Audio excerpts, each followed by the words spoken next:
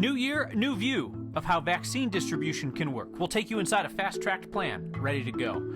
Your question about the mutated COVID-19 found in Colorado led to an answer about how far back the state is able to check for it. A leader in a high-country community says they need help now to prevent teenagers from taking their own lives. That's what we do in these small mountain towns. We take care of each other. Colorado's best-known beer bar is selling off some of its stash, trying to stay in business. And a collection of your best holiday cards. They give us a smile and hope for what is next. Colorado, the governor specifically, kind of tossed medical providers into the deep end on vaccines, opened vaccines up to a ton more people this week, and left individual healthcare systems basically to figure out their plan. After a few days of confusion, Denver Health is ready to show off their fast-tracked approach and how some people are going to find out when their vaccine's ready. Here's Anusha Roy. From the get-go, Denver Health talks about how they quickly adjusted after the state issued new guidance, expanding Phase 1B this week. Now Denver Health patients 70 and older who received medical care at a Denver Health facility within the past 3 years will be given priority for vaccinations. This is the hospital system's first outreach to a large group of patients for vaccines unrelated to their jobs. It will also move ahead with vaccinations for an expanded pool of healthcare workers, including those who don't interact with patients frequently.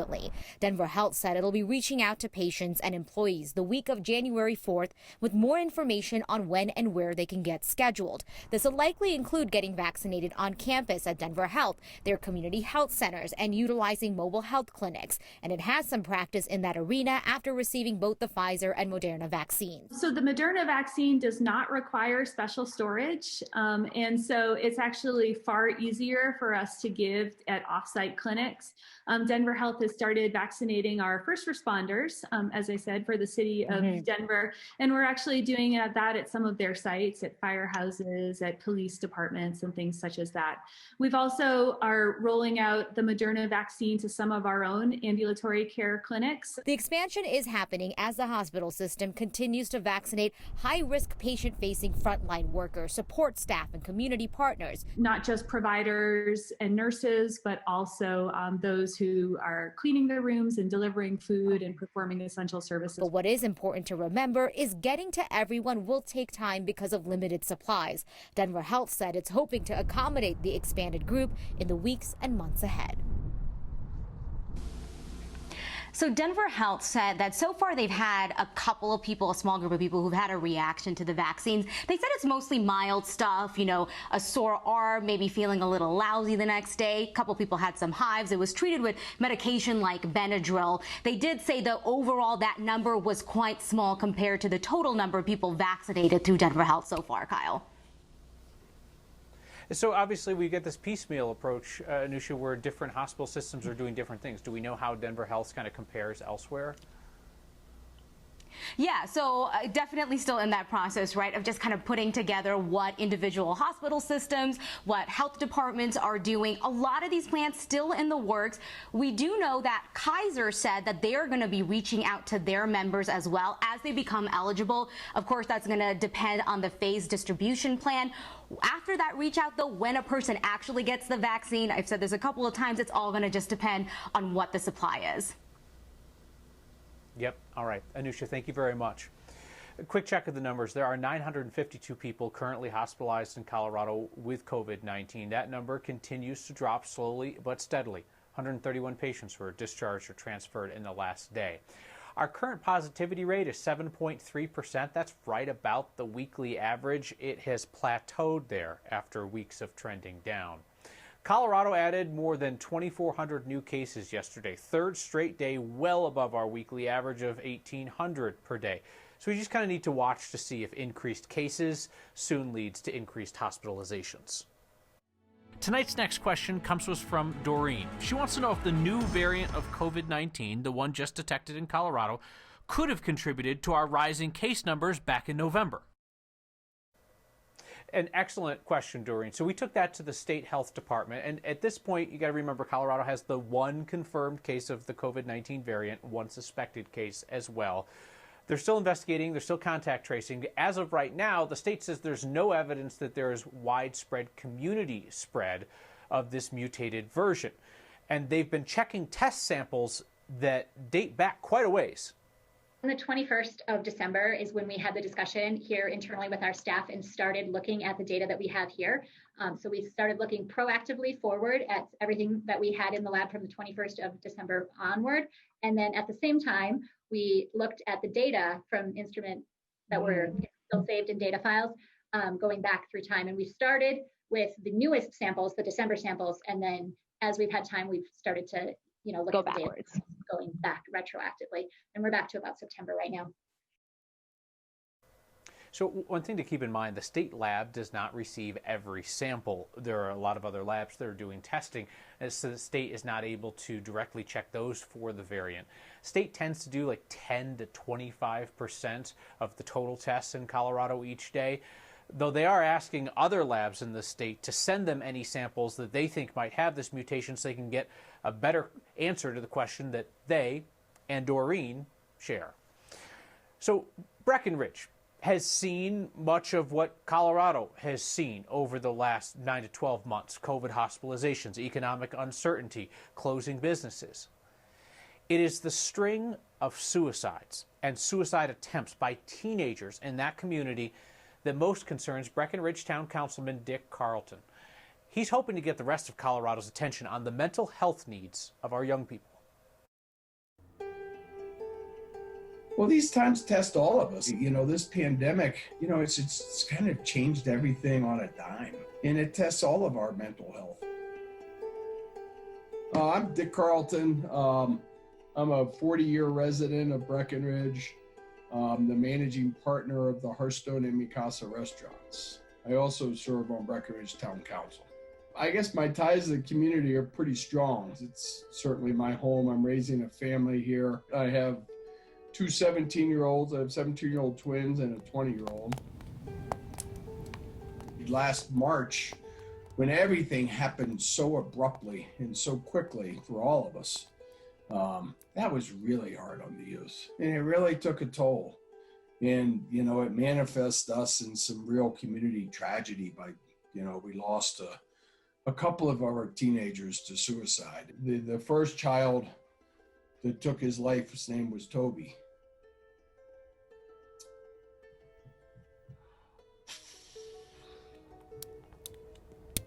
We all felt it. None of us saw it coming.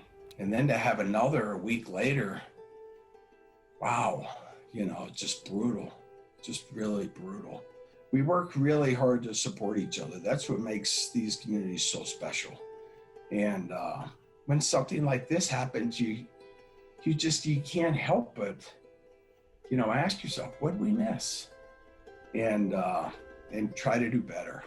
I'd like to see us continue to strengthen the resources available to all of us, particularly our youth.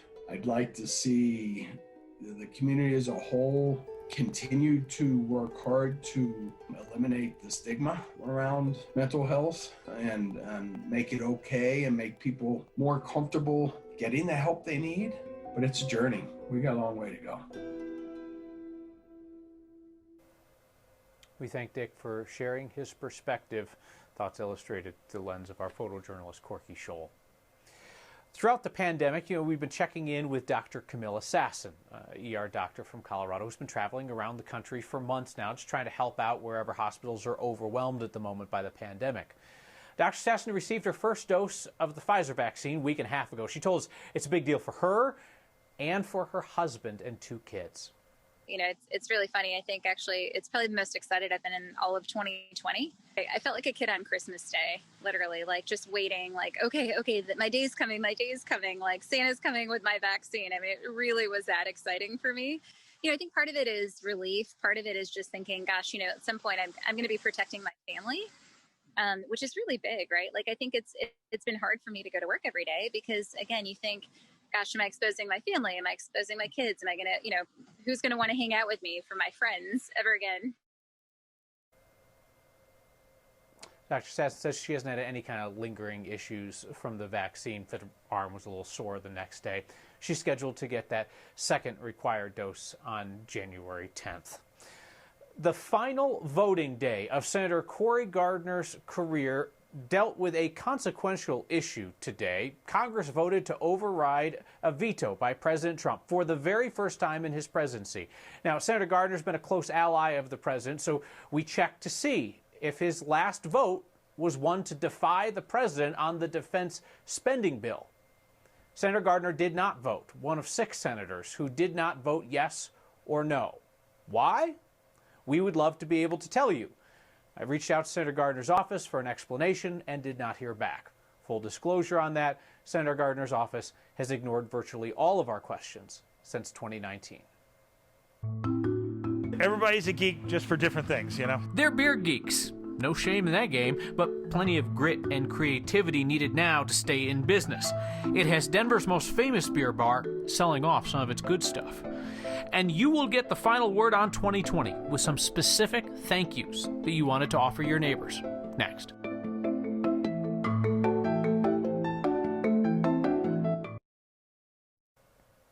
Well, we're no closer to solving the mystery about Colorado's coldest day. That was the negative 61 degrees recorded in Maybell in 1985. We were talking about it here last night, and I told you for years now I've been trying to learn, did they have school in Maybell that day, that coldest ever day? Because everybody up in northwest Colorado just shrugs off that cold.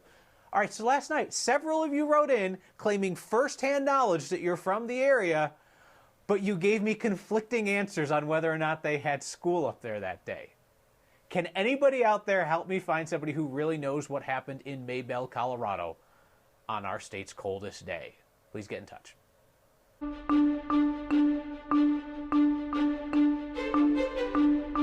You survived 2020. The first day of 2021 began like this. The sunrise in northern Colorado spectacular.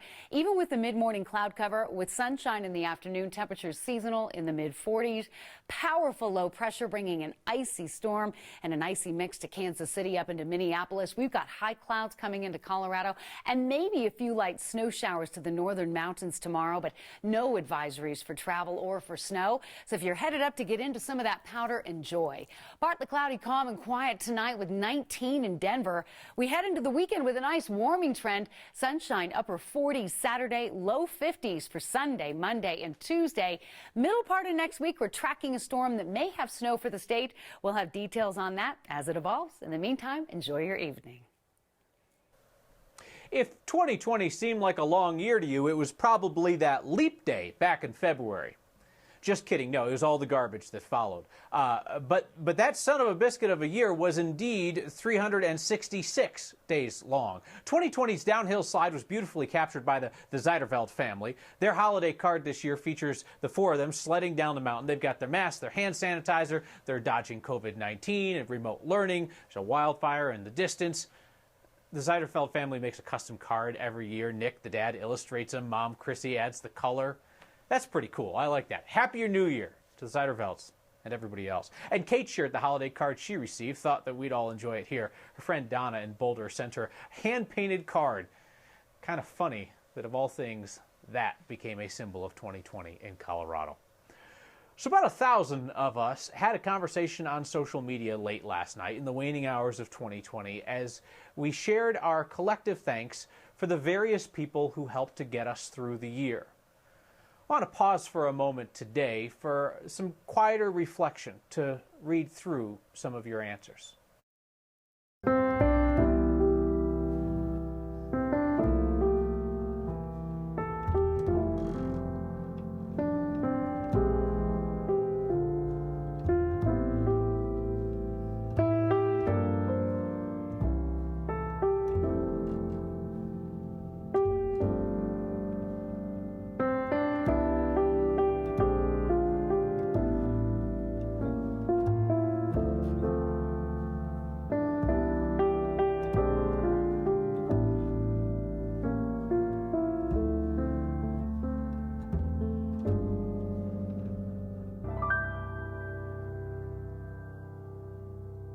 Each place, each bar, each restaurant is different. Denver's bars that specialize in craft beer have faced their own unique challenges lately and finding their own ways to stay in business. And your good news today includes 4 generations taking proper precautions so they can all meet the 5th. Next.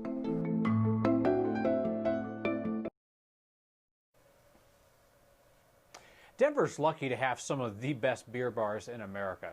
Places that are obviously struggling during the pandemic because their business model is lots of people coming in and constantly refreshing their menu with great craft beers that they pass in glasses over the bar.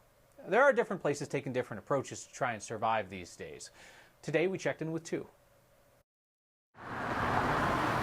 Business has been really rough down here. We didn't have the parade, we didn't have the baseball season. Sustaining is the goal right now. My name is Rachel Smith and I work at Goodzer. My name is Chris Black and I'm the owner of the Falling Rock Tap House. We started this beer cellar shortly after we opened in 1997. These are the beers that they really worked on and thought about and took a lot of time to make. So with all the stuff going on with the pandemic, we decided that it was time to sell it off to raise some capital so that we can make it through the winter. For a lot of the beers that we sell that come from Belgium, I think there's a lot of craft and artistry that goes along with it. And then I think there is definitely a market that demands something rare and hard to find, and because of that I think it increases the value as well. So when we had to close down the first time, we didn't really have any beer to sell, and as a sour beer business, we kind of needed something to sell out the door. So we were really happy that we were able to start selling bottles to go, and it's been definitely helpful. It was a little bit hard to decide to sell everything. For the most part, it's been kind of cathartic at the same time. I know that it helps me stay here. I've got a much more positive outlook on how things are going right now because of the response to this sale. I'm optimistic that we'll be getting more customers in the door than we have ever had before once we're allowed to have them back in. Photojournalist Mike Grady made the rounds for that story. Another well-known beer bar in town taking a different approach is Fresh Craft. They're right down Blake Street from Falling Rock. They have decided to close up shop temporarily. They've been doing occasional pop-up takeout days where they'll open up after giving people a heads up on their social media pages. Your good news kept us going through a rough year, and it starts us off right in this one. That's next.